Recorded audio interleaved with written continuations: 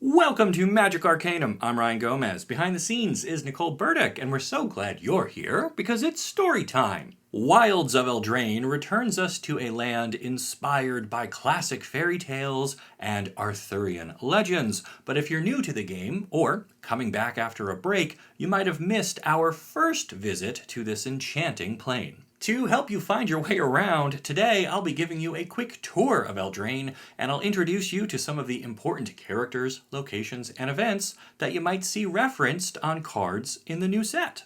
This video is sponsored by Wizards of the Coast, and I encourage you to be the hero, or be wicked. You decide, by using my link down below to pre-order Wilds of Eldraine today. Once upon a time, the elves ruled everything, but a rebellion by the humans changed that and effectively divided the land up into two regions. Presently, we have the realm, which is composed of 5 individual courts, and we have the wilds, where the elves and other fair folk make their homes. The boundaries between these two territories, if we can call them that, are ever shifting, and people do venture back and forth, and there's even trade between them. So it's not like the two sides are at outright war. But there is some tension there all the same. The wilds remain a dangerous place to outsiders, and the courts of the realm also tend to bicker and squabble when they don't have a leader to unite them all. Which is kind of where we're at now, because the recent Phyrexian invasion had a devastating impact on Eldraine, perhaps most notably by killing King Kenrith and Queen Linden. For years, they had held the realm together with their patience and wisdom, and kept the dangers of the wilds at bay with their strength and cunning, so with them gone, things are now slipping into chaos. Castle Ardenvale was once the seat of their power. This court exemplified loyalty and produced some of the most noble knights in the realm. Today, however, a woman named Ariat sits on the throne and has turned the castle into her own restless fortress. Opposing her is Will Kenrith, son of the fallen king and rightful heir to the crown. He's made his base at Castle Vantris, where they value knowledge. Will is going to need some of that because he's got a lot of mysteries set before him. He and his twin sister Rowan were planeswalkers until the spark rupture at the end of the Phyrexian invasion took their gift from them. Now they're both stuck on their home plane and have inherited the ruined remains of their father's kingdom, with the other citizens of Eldraine not entirely confident in Will's ability to lead them. Allies will be few and far between. Castle Lochthwain and the desirous Queen Ayara, who once ruled there, both fell during the invasion, though some of her more ambitious knights survived. Castle Embreth is barely a castle, standing atop the Rocky Mountains of Eldraine. Its main feature is the Burning Yard, a tournament ground where challengers attempt to prove their skill against one another. Here, you'll also find the Iron Crag, a magical stone that is said to taunt knights in a voice only they can hear. These knights plunge their swords into the stone as a test of courage, and if the stone considers them worthy, they'll be able to withdraw the weapon, and if they're lucky, it will even become imbued with extra power and a legendary title. The last of the courts is Garenbrig, built by giants long before humans took control of the realm. Lord Yorvo still sits in power here, and though his kingdom doesn't have as many knights as the others, it does have the Great Henge, a magical portal that can transport you from the realm deep into the wilds. Those wilds are a dark and enchanting place filled with all sorts of creatures collectively called the Fair Folk, and their attitude towards the humans ranges from peaceful to aggressive to indifferent. The Fae show this off the best. Some are helpful and almost seem to pity the lost or suffering humans they encounter, while others love to sneak into the courts and then steal everything not nailed down. And then there are the Trickster Fae, which include Rankle, an especially quirky character who actually helped save the realm during the Phyrexian invasion. Okay, he mostly did that in the hopes of impressing Ayara, so his motives weren't entirely pure, but still, he's a fun one. The wilds also hold merfolk, dwarves, and spiteful goblins called redcaps, named after their blood-stained hair.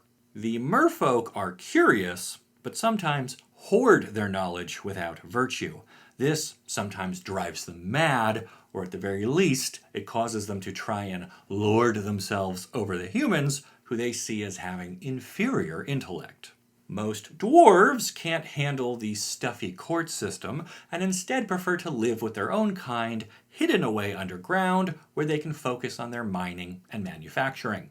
However, some dwarves do feel a desire to prove themselves, and so they infrequently wind up as knights, the most notable of which was Torbran, who competed in the Burning Yard and quickly made a name for himself. He refused to put his weapon into the Iron Crag, however, thinking that the rock had insulted his craftsmanship, and then he turned his back on the realm and returned to the wilds. Fortunately, he was able to put his disdain aside and came to the defense of the courts during the Phyrexian invasion by teaming up with Rankle and using a wishing ring to seal away a large number of the intruders.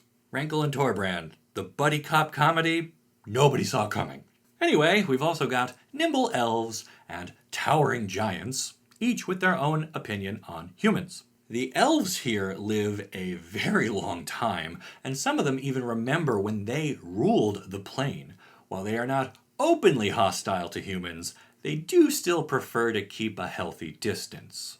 The giants are incredibly strong, even more than you would expect just given their size, thanks to their magical nature. Some giants use this strength in defense of humans, out of respect for their virtues and their way of life, while others hold to ancient grudges and think humans cannot be trusted, so they generally avoid interacting with them. Also hidden away in the wilds, safe from the noble and meddlesome courts, you will find plenty of witches.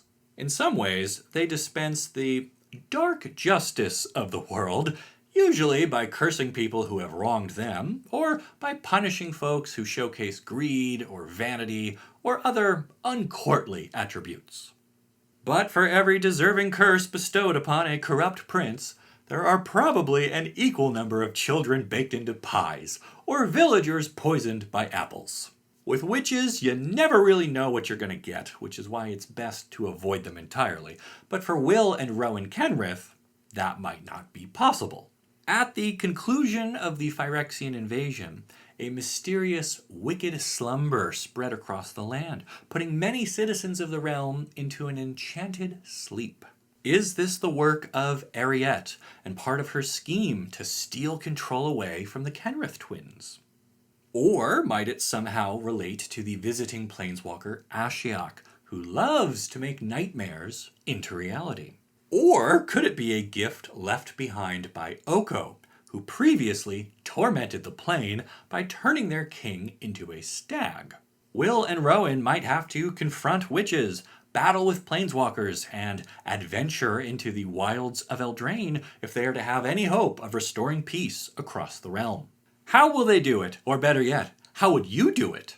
Will you rally your knights and challenge Ariette? Will you climb beanstalks in search of answers? Or will you put your faith in the Fae and hope they don't turn you into a frog? Use my link down below to pre-order Wilds of Eldraine today and tell your own fairy tale with a twist. Then make sure you like this video and subscribe to the channel so you don't miss the great stories you'll only find here on Magic Arcanum. We'll see ya.